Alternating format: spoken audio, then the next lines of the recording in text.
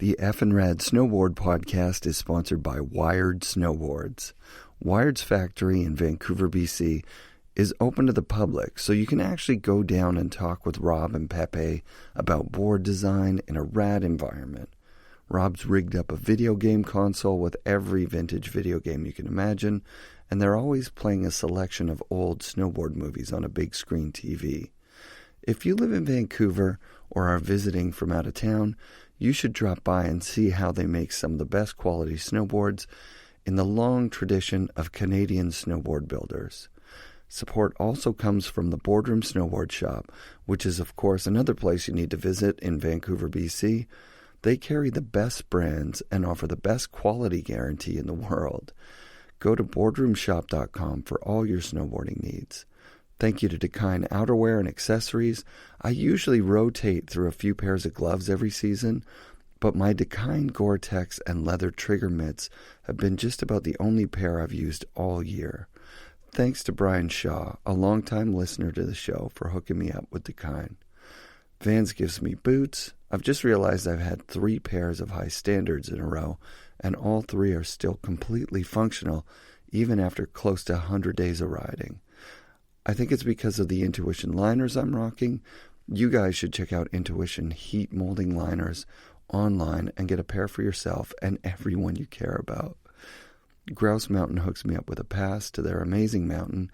Get up there, especially if you haven't been for a while, because they've got amazing terrain, and the park crew works harder than any on the North Shore to make sure they have the best possible park. Burton's hooking the show up with Anon goggles. I rode brand new Anon clutch goggles this weekend, and I'm so spoiled by their optics that I just take for granted how clearly I can see. Yesterday, I forgot my goggles and had to borrow some from Doug at Cypress Mountain Sports. I'm not going to say the brand, but it definitely wasn't Anon or Spy or anything. And when I looked through the lens, I was immediately aware of a warp in reality. If you want to see properly at high speeds, you should consider a pair of Anon goggles with Carl Zeiss lens technology, magnets that make it simple to change the lenses, and frames that fit perfectly. Special thanks also goes out to Tribute Board Shop, who hooked me up this year with a Patagonia Micro Puff mid-layer. I'm rocking it every day in this cold snap here in Vancouver. Okay, here's the show. It was a totally fun time, didn't get too gnarly. I kind of look at the Mystery Air as an improved evolution of the Switchblade. Snowboarding is ours. And obviously I like working with Burton. As an old school snowboarder, you get so used to being treated as a second-class citizen. And I was like, how do you spell your last name? He said Kelly. And I was like, oh, we should get married. And he's like, no, too symmetrical. It's been an awesome week this week for snow here in Vancouver. The North Shore Mountains are firing. It's been amazing. I got a drone, which is crazy, and I've been trying to shoot shots, but it's mostly me crashing the drone. Looking forward to Baker Bank slaloms coming up this weekend, and then after that I go to the Montreal for some heli boarding, which is unbelievable. Staying in a heli lodge with my wife over Valentine's Day. Super excited. This week's guest is Martin Gallant, or Martin Gallant to our French-speaking brethren. He's an OG pro and an inspiring individual. His belief in himself allows him to do things that just most people wouldn't even attempt. He built a log cabin from logs that he foraged out of the forest on his property that he got through just being such a cool fucking guy. I drove up to the Squamish Valley where he lives, and when I got to his house, I was like, he's the neighbor of my wife's cousin, who's also an amazing dude who built his own house. It's just a cool zone out there where people live, you know, semi off the grid, a little less Instagram, and definitely a lot more chopping wood and fucking radness. What'd you have for breakfast this morning? Oatmeal. I had oatmeal the other day. It's fucking good. Oh, yeah. It's quick, you know? Yeah. Boil water, bang, bang, boom. Yeah, I threw a bit of apple and cinnamon in there, and I was just like in heaven. I love that stuff. Yeah. And I never have it. That's a weird thing. I had it. I've been eating this year like no processed food, nothing, just like stuff that I make. Oh, that's good. Yeah. No, it's really. I feel like healthy. No drinking and only eating that shit. I'm like, but I'm not losing weight because I'm eating a lot of that shit. Yeah. So, you moved to Whistler in 1990, for real, or 91? 91, something like that. Yeah. From where? Where did you grow up? In Montreal. Oh, straight up Montreal. Yeah. Sick. After I saw the snowboard movie, Snowboard in Exile, and the boys were hitting the Winlip, Graham, Damien, and all these guys. Well, like, I look at my buddy Pat Van, and I'm all like, we gotta go hit that jump, man. Yeah, I felt exactly the same way, man.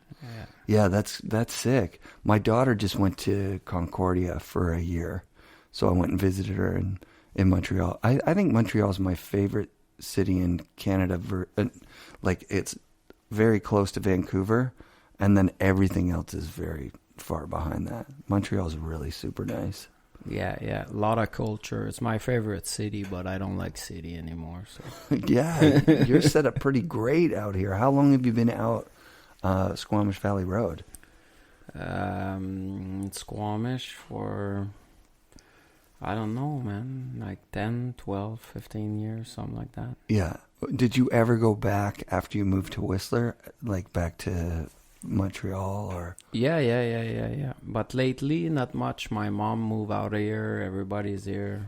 Sick. My dad's in Florida. I'm going to see him for the bike week, Daytona Bike Week. Sick. Wow. Oh, so he's like a snowbird? Like, does he go between like Quebec and then down to Florida, or he just moved there permanently? He just moved there. Yeah, that's sick. So what was your first board then? My first board was a Vortex. A Vortex was made in Quebec, right in my town. That company were making the first Sim snowboard. Sick. They made after that the Look Bert Lamar with the dick shape, you know. That's where those were made? Those were made in Canada? Yeah. Unfucking believable. Did you ever ride one of those? Oh, yeah. It would shoot snow up on the nose. Like when you would carve, it would shoot snow at you. It was not a functional shape. We didn't have that problem in Montreal because it's just pure ice. Yeah. I remember looking at, because I grew up and I started snowboarding when I was in Sudbury. And I remember looking at the hill, and it was blue. Like, I'm like, it's not just ice; it's actually blue. What the hell? Oh yeah, it was so gnarly, hey. Yeah, we called powder that stuff like just at the sides. You know, you'd scrape the ice, and then you'd be like, "Oh, it's powder over here," and it was like just corn snow. It was horrible. Yeah. So you moved. My cousin lived right beside the manufacturer, so someday I broke my ski and broke my mom's ski, my brother's skis, and on a school trip, and my mom had to buy ski boots, and we walk in the store and the guy's all like, "Oh, this is a snowboard, your kid can use his normal boots and all this, and you're never gonna break that. It's warranty. We'll give him a." So I called my cousin. I'm all like, "Hey, you want to start snowboarding with me?" He's all like, "They make those right beside my house." I'm all like, "Go knock at the door. Go ask them if they can sell us a snowboard, you know." And he's all like, No. We'll go knock at the door when you come see me this weekend. We can go together." So we went knock at the door, and the guy sold us that Vortex snowboard. That's amazing. $400 a pop. We bought 2 of them, and I told my cousin, I'm all like, "I'm gonna show you how to snowboard. I'm a skateboarder, you know, like I got this, no problem. It's gonna be fun." And we're going down the hill. We're catching edge, back and forth, hitting her head. And he's a smart guy at school and everything, and he's the one that figured out, like, you had to move the back foot. Yeah. So I'm falling, he's passing me. He's all like, Martin, move your back foot. I'm all like, no, I'm the skateboarder, I'll show you. And he's just passing me, he's ripping down the hill. He's doing 3 laps when I do 1 lap. And finally he stopped by me and he showed me how to snowboard. That's fucking awesome, dude. So how old are you at this point? I don't know, but in high school. Yeah. And I did not finish high school, so. And did you move out to Whistler just you, or did you pack up your cousin and a buddy? Or Yeah, my buddy Pat Van. Well, after we saw that movie, we decided to quit school. Wow. And bought a car, and we pack up the car and we drive straight to the Windlip. What time of year was it? Was it firing? Was it winter? Yeah, we drove before the season, so we probably left Montreal, I don't know, in October or something like that, Yeah. Just to get or in November. We got here, it was dumping, the mountain was open, it was straight on. Fuck yeah. How did you buy seasons passes and get a place to stay, or did you stay in the car and just hike up? Or no season pass. They call us the Invisible Man. So there's many good tricks, Yeah. And we stay at Kevin Young's place, Mark Morissette, and Stu Osborne. When we first showed up, we're all like, oh, we're just going to stay here for one night. Went out staying there for a couple months. They couldn't get rid of us. Epic. Did you get a job eventually and work in a kitchen at night or something like that? No job. My main job was collecting cans here in BC. The cans were 10 cents a can, so it's the best job ever. It's double. You just roll to the hotel with your skateboard and you stack 6 case, and that was $2.40, and that was a nice sandwich at Ingrid, And we do 2 trips and we got the 6-pack, so it's all we need. Unbelievable. So at this point, what board are you riding? Did you move out here with a Nortec Rebel, or? Yeah. That company back then, we bought that first Vortex there, and they had a little contest in Quebec. And after that, the company sponsored us with Nortec Rebel. And sick. Pay us to do little local competition. Were you in the ad for that? Yeah. I would have definitely saw those ads. Yeah. Because I remember that was a thing you would do, is everybody in our town had different weird boards, and you didn't know what was good or what was bad, and then a magazine would come out and you'd flip through, and if you had a really good board, then there was editorial shots of people on those boards, and the worst boards, it was only an ad. You know what I mean? There was you're looking for other people that ride them, and it's only the guy in the ad. You're yeah. Damn, I don't know if this Radical airline board is any good. Yeah. I don't see anything in there. But then eventually there was more content and stuff like that. Yeah. Nortec didn't take off.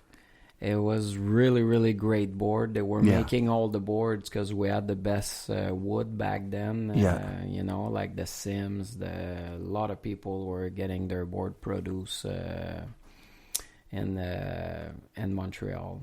That's sick. That's cool. And then so when you move out here, is there even could you be a pro rider at that time? Is it something you could make a living?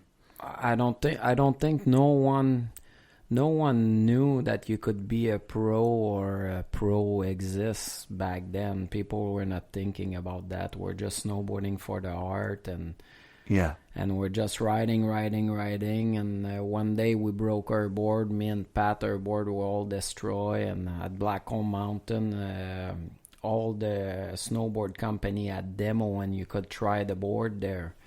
So I told Spat, we knew about being sponsored. So we're all like, hey, let's go get sponsored today. And so we went to every single booth. We look at all the board and everything. And I remember Kemper Snowboard caught our eyes because it was the only company who had a twin tip board, like a proper nice round nose, and the tail was round, like just like the nose. The answer were centered, and so we asked the guy, well, like, hey, we want to be sponsored. Can you come do a run with us? We'll show you, Yeah. And the guy's all like, oh, I'm busy right now, but if you guys come back in 20 minutes, I can go with you guys. So we went for a lap, came back down. The guys came with us. My buddy Pat Van, like, big guy, just riding through the wood, coming out with like a piece of branch sticking out of his binding, the tree's cracking, crack, crack, crack. And I'm popping off every day launch I can see. Oh, another launch, pop, pop, pop. The guy, we got to the bottom, the guy's all like, okay, you guys are on 2 board each, and O'Neill clothing, 2 jacket, 2 pants, 2 board. It's Harvey Soicher. That's who it was. That's right. I saw him the other day. I love Harvey. Shout out to Harvey. Oh my God, say hi to him, man. I will, incredible for sure. guy. Yeah, that's so sick. Yeah. So O'Neill clothing, 2 boards each. Yeah. You must have been in heaven. Oh my God, it was paradise. Like, we're like, this is it, man. A brand new board. It's all we wanted. And one day I met Eric Berger on Black Hole Mountain, just riding. There was not many French Canadian, and Eric Berger is all like, hey, you want to go shoot a picture snowboarding? I'm all like, he's all like, oh yeah, it's going to be fun. Let's go shoot a picture. I'm all like, okay. He's all like, I shoot picture for rafting, but he's all like, I want to try to shoot a snowboard picture. Rad. And we went up and he took a photo and ended up being the centerfold of Transworld. Oh my God. I think I remember that shot. Yeah. Kemper freestyle. Yeah. Yeah. That's phenomenal. Yeah, he's a incredibly prolific photographer from that era, right? Like, he shot with everybody. And he lived in Squamish, didn't he? No, he's always been. Oh, he's always Whistler. I'm getting him mixed up with Jacques. Jacques lived up in Braylorn there. Yeah, we went to his place. Because when I moved out, I worked for the boardroom. So Murray knew all those guys from, I don't know, probably the same like Harvey Soicher, just like buying pictures for ads or for whatever, right? Like, because you'd put an ad in the newspaper, like, come buy snowboards, and you'd get Berger to take a photo of your like team guys or whatever. That's so sick. So you get a photo in Transworld, like almost right away while you're out here. Yeah, the centerfold. Oh, man. So Kemper Snowboard, they're all like, oh yeah, I used to go back home to work at a skate park in the summer. Yeah. So I go back home and I was the guard of the skate park. So I would just skate all day. We had a vert ramp there. And all the kids, they're all like, you're in the magazine. I didn't even know. They're all like, close the park, Martin. We all skate to the store with like a big posse of like 10 guys. And we got to the store, I got to the centerfold. Boom. So happy. That's so sick. So does Kemper International figure it out at that point? Like, okay, we're putting him on the team. He's in the centerfold of fucking Transworld. Epic. Yeah, pretty much right away the phone rang and everything. They're all like, you're not going back to work in the summer at the skate park. You're on. We're sending you all over. Did they send you down? Yeah, where did they send you first? Did they send you to like Mount Hood for the summer, or did they send you like? Yeah. Every summer we go to Mount Hood. We go to New Zealand. Was there a Kemper house in government camp? Like, did you stay with like? Yeah, those dudes. Yeah, like Andy Hetzel especially comes to mind for that. Yeah. I come home every weekend with like a 6-inch stitches on my head, and 6 stitches, not 6 inch. Yeah, no, that would be a lot. Yeah. Yeah, because those guys were notorious partiers. I think I remember Andy saying that their bar bills were just insane. Someone had like a Kemper credit card or something. Oh yeah, right? yeah. Oh my God. Yeah. The Kemper credit card behind the bar, 2-hour bar open. And Oh my God. breaking everything. Sushi restaurant back then in the 90s was very, very expensive. We break the entire restaurant. No. Car, every place we live, we rip the toilet bowl out, threw it through the patio door, onto the rental car. Like, it was pure destruction. Oh my God. So while you're on this Kemper team, you were mentioning, like, you guys aren't under pressure to get like photos and video and stuff like that. Like the Burton team was like, oh, here comes the Burton team with their photographer. Like, they're not going snowboarding today. They're going to take pictures. Because that is a completely different day, right? Like when you have to go and then a photographer's like, okay, hold on. Wait. And then you build up a thing. And you're not really like snowboarding, free riding. Yeah, that's what that era was, just like snowboarding for your heart and stuff like that. And that's what the Kemper team did to me. They kept it real, you know, like like the boys, like the entire Kemper team, like they snowboard for themselves, and they were like hardcore guys. And it was not like if you stopped to take a picture or to film, or you were a poser, you know, like they were pretty much laughing at you and stuff like that. We had the Kemper movie, us, but we never filmed. You know, we made that movie, and that's why, like, you didn't care. That movie, the guy was landing and falling on his ass. They put it in the movie anyway because they had to, because Kemper was putting so much money. The guy was just throwing everything in there, but we never filmed. We go to Alaska for 2 weeks, and we're all like, oh, let's just bang another run. And the last day, it's cloudy, and the guy pulled out his camera. He's all like, oh, we better get a shot or two, huh? Oh, man. Did you have to ride those awful Kemper boots? I remember there was one year where they had those boots. They were like black with purple on them, and they really hurt your feet. I couldn't find a pair that fit. I wanted them to because they looked fucking badass, but they were just like rigid. Did you ever have to ride any kind of like crappy equipment, or no? You just rode whatever you wanted. Yeah. I always rode very, very, very soft boots myself. Like pretty much like Sorel my entire life with ski liner. Wow. Yeah. That's sick. So, do you get any other sponsors other than Kemper at that time? Do you get on Airwalk or something like that? O'Neill. Yeah. O'Neill was a good one. It was coming from, I was getting a check from O'Neill Canada. Oh, wow. One from O'Neill USA and one from O'Neill Europe. I didn't understand that one, but it just kept coming. 3 different one. That's epic. Did you ever meet Jack O'Neill, the guy with the eye patch? Yeah. Was he was pretty cool. Huh? Yeah.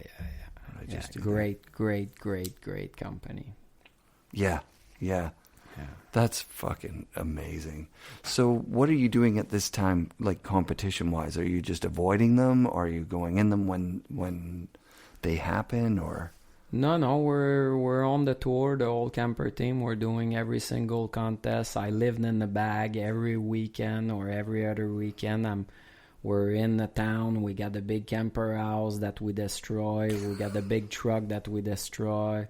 We go eat at the restaurant. We destroy the restaurant, and even at World Cups, the boys used to make me smash a beer before my run, and the whole team's all like, "Okay, Martin, you're gonna start your run with an ollie."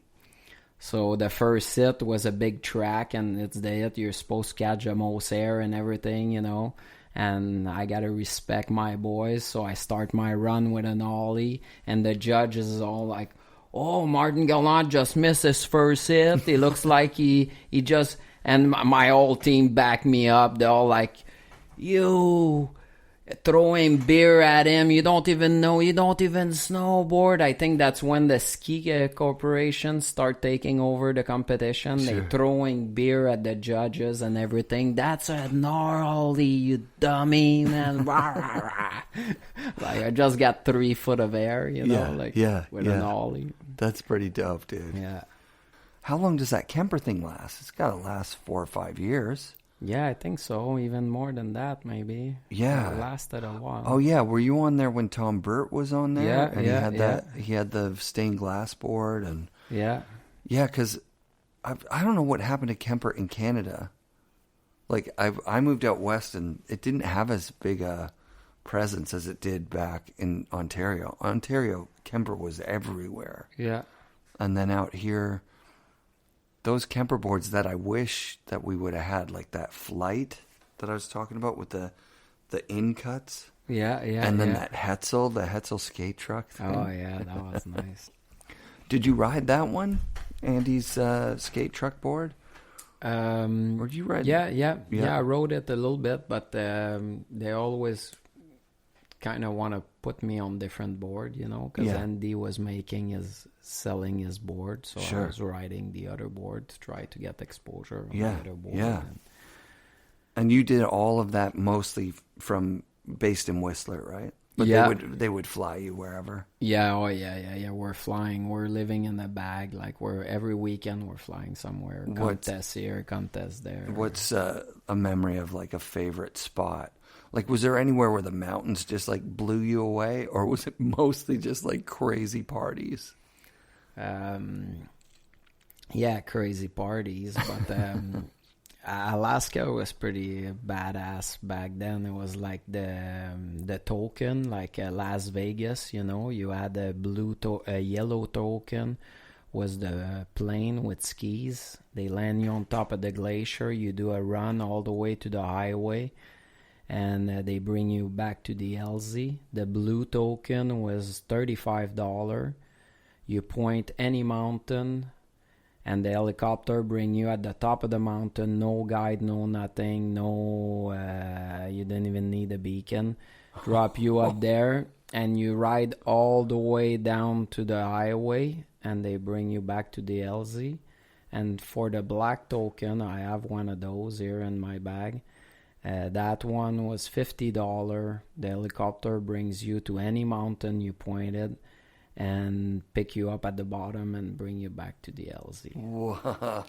So it was cheap. So we just put the camper card behind the thing, and our pockets was like full of token. And at the bar at night, like we're pulling out money out of our pocket. Tokens are falling on the ground. Like all the locals, they run and they just dive for the token. That's fucking awesome. You know?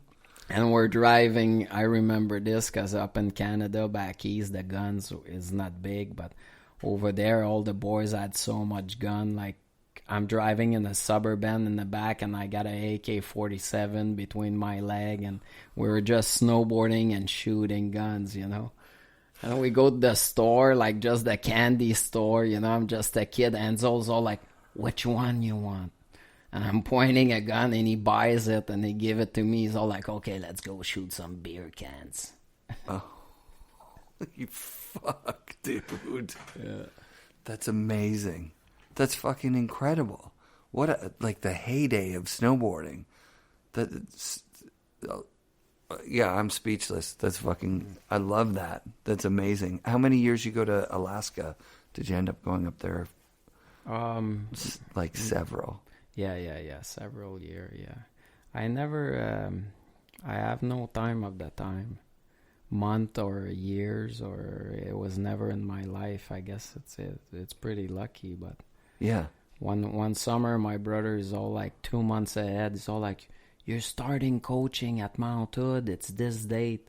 And I pack all my bag real quick, and that afternoon left with the car, drove all the way to Vancouver or past Squamish, and they called me back. They're all like, "You idiot! We're 2 months early. It's not that month." I'm all like, "I don't know." I never kept notion of time, months or days or. Yeah, the story that Dano told me the other day was the reason that they say where to launch, and he said he was shooting photos with Warburton or something, and they'd set something up. And you just come bombing out of the trees, you'd poke your head over. All right, where's the launch? Like, where to launch, man? Because you're like, let's get some money. I want that shot too, man. Like, wherever it is, I'm going to hit it fast and I'm going to fucking do something great. Like, and Dano said that a lot of times you would just show up at a photo shoot and get some hammers. Like, you were always fun to shoot with, he said. Just like high energy, happy to ride, and fucking ready to throw down. Yeah. It's well, it was so much fun back then. It was like everybody had their own tricks and their own style, and it's like everybody was hitting the jump differently or different jumps, and it was great. Like these guys, like the crew of Whistler, was a little bit hard arriving here because there was a separation between Quebec and BC, so they were giving us a hard time, All these guys were kind of dicks with us, But they show us the rope, and they kept it real. And guys like Alex Warburton showed me the entire mountain and everything, and that was the only word I knew how to say in English is "Where's the launch?" That's all I wanted to do is hit the jump, the launch, man. Where's the launch? I love it, dude. And I guess from snowboarding and being happy so much, and maybe I grew a little bit on these guys, And, you did for sure. Yeah. They finally let me in, and they guide me. I pretty much owe everything I have here to Alex Warburton. He's been my biggest mentor and snowboarding wise, showing me all the little back corner of Whistler and Blackcomb, and kicking my ass and twisting my neck to buy a house and stuff like that. I was gonna live for the rest of my life in the camper. I was happy. I was a happy bum, Nice. And Alex kind of guided me through all these things of life or whatever, That's fucking so cool. Yeah. Yeah, you guys are still tight today? Still friends? Oh, yeah. Yeah, he was on the show. He's brilliant. Yeah. I love what he's doing with Yes too. Yeah. So were you the first wave of Quebec snowboarders out here? Or were there people, because Quebec has like such a history of like really good freestyle skiers for sure. And snowboarders have always come here from there. But you might be one of the very first, right? For snowboard specific? Yeah. It was like Mark Morissette and Eric Marchand and oh yeah, and I think and then did you take some of the guys like JF or DCP kind of under your wing when they came out here? Because there is a bit of a divide still between the full French speaking crews and the English guys, a little bit. Yeah. It's always been with like BC was like the separation and stuff like that. Like every night we're getting in a fight. It's like in Whistler, like every single night. If we close the bar, we're in a fight. It's like yeah. So when like JF comes out, what was the? Were you 418 or was that after you? That was after. All the boys were like my brother and the crew and JF and all these guys at the Emerald House, Alex Oshu and all these. They were sick of like, my brother flipping burgers and the other guys, Martin Gallant, who edited the movie, and we decided to buy a camera. I bought some camera. I bought a big 32-foot motorhome, and we bought a couple snowmobile, and we went on the road. And we sold the footage to Adventure Scope, Oh, sick. That was who I was filming for, you know. Like Yep. Jacques took me under his wing and put me in his movie and stuff like that. He helped me a lot, Adventure Scope, with the career.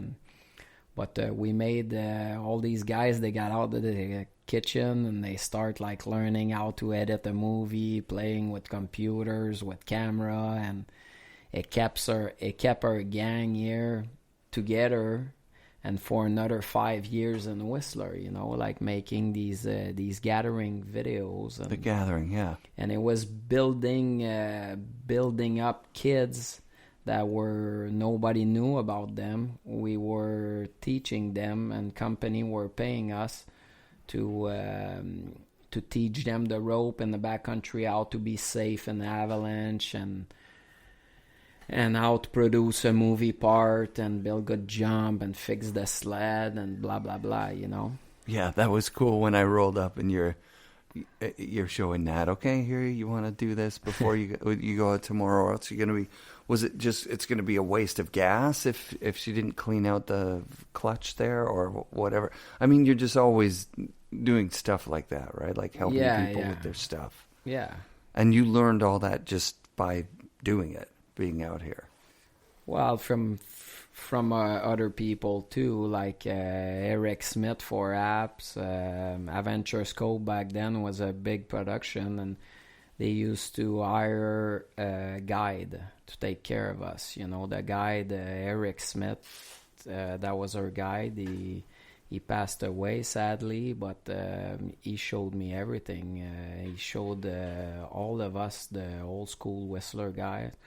He showed us everything about avalanche, how to fix a snowmobile, how to get unstuck, how to deal with injuries. You know, he had high energy, and to pack up a good lunch for the day, and the important thing in your bag, and blah blah blah. Like, that's cool. Yeah, that's cool. What do you think about how crowded it is out there now? Did it gradually get more crowded, or was it like all at once it happened, or is it not that crowded?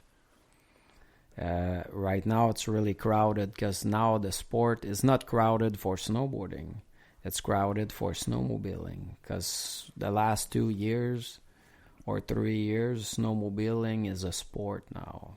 It's really a sport. Everybody's snowmobiles, like the girls, the guys, the snowmobile is really hot right now. You have a few friends that got into those snow bikes, and I was like, but you can't double on those. And he was like, exactly. Yeah, no, I don't bring my board anymore. I just go on my snow bike. And I've seen the footage. It looks like it's fun for sure, but it's not snowboarding. No, Snowboarding's so much more fun than that. Oh yeah, I just use the snowmobile for snowboarding. Yeah. It's an old man sport. When I get old, then I'll sit on the big couch and I'll go snowmobiling and drink some beer, you know. Right. Were you guys doubling up there back in the day? Like before they had the handles and everything? Like you're just like two guys on one sled, like fumbling around out there? Yeah, we figure it out. I don't remember who figured it out or how. I don't remember any of that. But yeah, one day we just like 2 person on each rail, and up the hill we go, you know. Yeah, see, because I wouldn't have figured that out on my own. When I went to go with my buddies the first time, I sat backwards on the back. Maybe I even sat forwards, like, okay, I'll be on the back and I'll be holding like this, right? I think I was no. Yeah. And fuck, it kicks your ass. It kicks your ass. That first couple of times that you're doing it and you don't really know what's up, it was a lot more intense than I was expecting. And then after I got to know what it is, there's nothing better. There's no better way to access good lines, I don't think. Helicopter, but yeah, heli's so expensive. You only get a few runs in a day. Yeah. Sledding, you can go anywhere. And you can scope your stuff so well. Yeah. Can look at different angle, go the mountain across, look from the sides. Like Helicopter is pretty badass when you're in the chopper and you're looking through a small window and you're like, okay, I'm gonna go do this run. I count on my finger. My thumb is my first turn. The index is the other turn. The rock, the this, the that. You gotta remember that whole run in like a fraction of a second. And you know that cliff could be like you think it's a 30-footer, it's a 65-footer or whatever. You know, it's like it's pretty crazy. It's the guys who can fly in a helicopter and scope a line, go to the top and ride that line to the bottom and nail it. They're the good snowboarders. Yeah. Not many people can do that. Till this day, it's very rare. Agreed. Yeah. Where's the first zone that you sled into? Is it somewhere like really easy? Do you go to Brandywine or you go somewhere? Yeah. Brandywine, Rainbow, Callan was our favorite zone. You know, Yeah. Lots of bumps, like where you're getting more shit kicked the snowmobile ride than the snowboarding. Yeah. And were you guys going? I guess there was snowmobilers before you started going out there and snowboarding, right? Like, so there were groomed trails. Oh yeah, and stuff. Yeah. Did you get some slack from the like sled necks, like the actual sledders? Like, what the fuck are you guys doing? Drinking beer, having fires, snowboarding, making a mess. The sledder were always nice, man. Oh, cool. Rednecks, you know, they're like they love it. Yeah. I love these guys. They're like straight up. They say what they think, you know, and they're for real. Mm-hmm. So, at what point do you stop snowboarding as a professional? Like, was that those 5 or 6 years on Kemper, and then you transitioned to filming, or was there something after Kemper? After Kemper was was many things. Was Rusty. Yeah. And one company they want me to ride for forever. Even when I was riding for Kemper, Regis Roland always asked me, he's all like, Martin, come ride for a snowboard. Martin, every year, come ride for APO. And I finally went for APO, and yeah, it was great. So it was like I was riding for my idol, you know. Like, totally. Real legend. Yeah. Pretty badass icon. And him is like, welcome to the family, blah, blah, blah. It's, you know, I was in paradise there. It's very sad, all the business things are, you know, a guy like that get hit so hard, and it's his life, and he does it for his art, you know. He didn't have dollar sign in his eyes, you know. He was just like a true snowboarder. Did you talk to him about those apocalypse snow days? Like when he was making those movies and like basically unlimited heli and building his own equipment, and not even, there was no snowboarding that he'd seen before. He'd never even seen anyone other than the Winter Stick team came. He saw them go. He wasn't really paying attention. They left. And then it took us a long time to learn how to do it. But everything he did was like self-taught.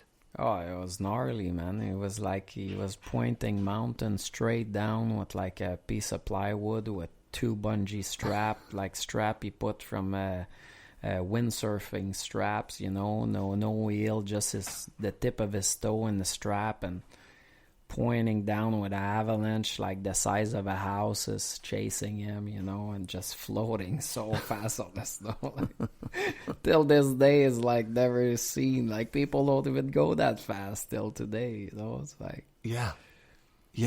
He told me that when that first film came out in France, like, he was a mini celebrity. Like, it was like a film, not just like because there was no snowboarding community. It was like a film in the theaters. And then people were like, he was like famous. oh yeah, Yeah. Apocalypse Now or something like. Yeah, Apocalypse Snow. I think it was, yeah. Apocalypse Snow. They're chasing. They're chasing him. on mono skis. Yeah, shooting at him. There's explosions. He's like flying through the air. He's doing like legitimate cliffs and bombing legitimate hills. It's insane, man. Yeah. It was full James Bond action. Yeah, totally. Yeah, I love that guy. So you got to ride with him a little bit too, then? Oh yeah. That's fucking awesome. Yeah. So then you're a pro rider plus did you get into filming for the gathering? Yeah. I was doing I was behind the camera a lot, and I was snowboarding too, and teaching all these guys what Eric, our guide, was teaching us. I was teaching them how to fix their sled, to build the jumps. Well, they teach me how to build a jump because I used to hate building jump. It was all about natural riding, but yeah. And but avalanche safety, snowmobile, all that, like we did that for 5 years, and we used to pick up like guys like Mikey Rance or DCP, and with the truck and the sled, pick them up at their place and go up the mountain, bring them up and build them a snowboard part, so. That's so rad. Yeah. So of all this stuff, like what was your favorite thing? Partying with the Kemper guys, or like shredding Alaska, like untethered, or like, filming in the backcountry here, or sledding, or like a little of everything maybe, or? Wow, they all sound pretty fun, huh? Yeah. What a life. I'm a lucky bastard. Did you ever, through all of that, have to hold down an actual job? No. No. I'm pretty, no, not yet. Yeah. Well, it seems like you've got it set up now that you're pretty set. Yeah, I got, it hit me hard like a few years back, when that like snowboarding thing was kind of over, and I'm all like, I was talking with my friend Lenny, and I think I need to go find a job, man. I'm all like, I don't know what I can do, 9 to 5, go work, like, what can I do, Lenny, And he's all like, and I just finished building a log home. I've been collecting the logs for 2 years in the bush, recycled from logging slash and stuff like that, and I just put up this house with all the trees I found in the bush. And Lenny's all like, Airbnb. I'm all like, what is that? He's all like, you gotta rent your house. And so he's all like, I'm gonna come in tomorrow. He took a bunch of picture and everything, set my house, give me all my phone. Till this day, I never owned a computer. So he's all like, this little icon there when your phone's gonna do beep, beep, beep, beep, beep. He's all like, grab it and read it. So he left that night. The next morning, my phone goes beep, beep, beep, beep. I call him right away. I'm all like, Lenny, it's beeping. He's all like, press on the thing. So I press on the little apps they call, and the app's open, and he's all like, okay, read what they say. He's all like, you like them? I'm all like, I don't know. They look pretty cool. He's all like, well, press accept. So I press accept, and that was the first. And now it's my main job. I rent the house. I call it the cabane. Yeah. It's got the view on the Tantalus Glacier. Beautiful. And it's pretty nice, and people just go crazy. It's like living in a little tree house in the mountain, It's like very cabin-y style, so it's going off. That's sick. And so who rents it? Like just regular people that are coming up to go to Whistler, or is it people from Squamish, or is it? Yeah, lots of people from Vancouver. They just want to get away for the weekend. Lots of people from Washington, Europeans, all kind of people.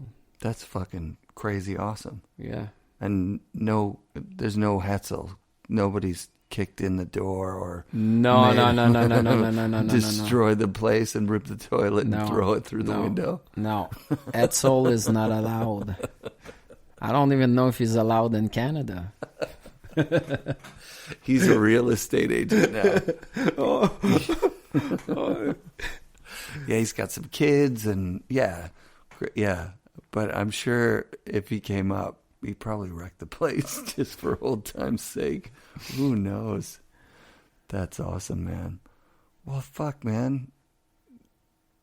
How many days a year do you get to ride? Like, still, as many as there are good POW days? Yeah, every sunny day, if the sky is blue and there's powder, we're out there cranking turns, you know. Yeah. Slash and launch, slash, launch, slash. Where to launch? That's fucking awesome, man. Did you design boards or anything like that when you were working for companies? Yeah. I got couple pro model they call, like Kemper Snowboard had 2 of those, and they put your name on the board and they give you like $10 a board, whatever. Fuck yeah. That was like during those Andy Hetzel days or after like Tom Burt time? Yeah. Tom Burt and all these guys. Yeah. Sick. You still have those? Yeah. They're right there. I got one in the corner over there. Oh, it's beautiful. Who did the art for you? One of the board was my brother's best friend, Eric Charbonneau, from back home. You know, he put like a little warrior, you know, with 2 ball with stud on it. You know, like the spinning, like yeah. And, yeah. That's fucking awesome. Did your brother become a professional snowboarder at all? Anyone else in the family? Yeah. My brother was sponsor and everything, picture in a magazine, but he became a filmer when we start making the video. He grabbed the camera, and his name is Pascal Gallant. And, he filmed after that for Mag Dog for many years. And I didn't know that was your brother. Yeah, it's a career for him. He's still a filmer till this day. He's been making snowmobile movies, and yeah. That's very cool. What about your friend? What was the name of your friend you moved down with? Pat Van. Yeah, Pat Van's back home, but he was here last week. We had a great time, man. Sick. Yeah. Did he go home pretty much right away when you guys come out, or? No. He stayed here a long time. Yeah. He stayed for a few years. I moved out with a buddy, Craig, and he moved back for a girl, but then he came back, and then he moved back again. Same girl. Yeah. It's not for everybody, hey? You know? Yeah. There's a lot of family back east. Sometimes I feel that pull. Not that often, to be honest. When you wake up here, it's like, anytime I go back to visit, I'm like, I'm glad I live here. Yeah. It's crazy back there. Yeah. Even Montreal, when I went with my daughter, I was like, I don't remember it being this cold, and I don't remember it being this kind of like, it's just not as fun as when I was a kid and I was there. And, you know, the bar scene there is really good. But it's also beautiful, actually. We went up Montreal and did all the stuff that you can do up there, you know, like you can do tobogganing and cross-country skiing and skating and all that.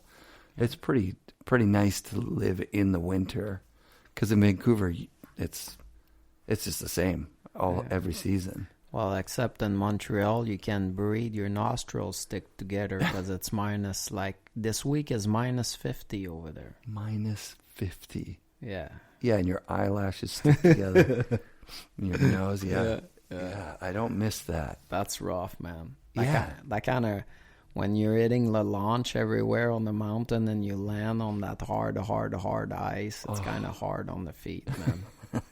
With your frozen body and bone, you're like, the binding are super stiff, the boots, everything. Yeah. Do you do any of the no-board stuff? Do you do any of the POW surfing? I did not get. I'm not into it yet. Yeah, I kind of like to crank my Slayer when I snowboard and crank some hard turn and hit some kickers still, you know. Yeah. I think the snowboard will come when I get old, you know. Yeah. Looks like more of an old man sport, you know.